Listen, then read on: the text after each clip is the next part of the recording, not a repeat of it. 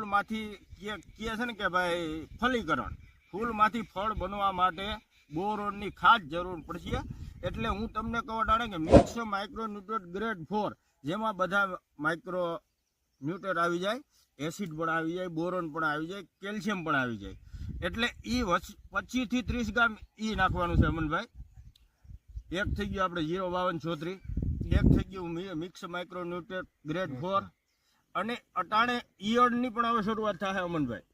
જો આપણે પોપટામાં ઈડ ઉતરી જાય પછી એને રોકવી મુશ્કેલ થતી હોય અને ઘણું આપણે નુકસાન કરીએ. માની લો કે આ પોપટોમાં ઈર બેસી ગઈ તો એ પોપટાનું આપણે નુકસાન થયું અને ઈર ઘડીકમાં મરે નહીં.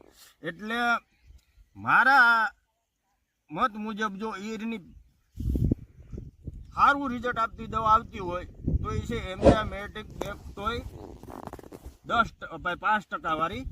એને આપણે પોપે 10 ગ્રામ રાખવાની.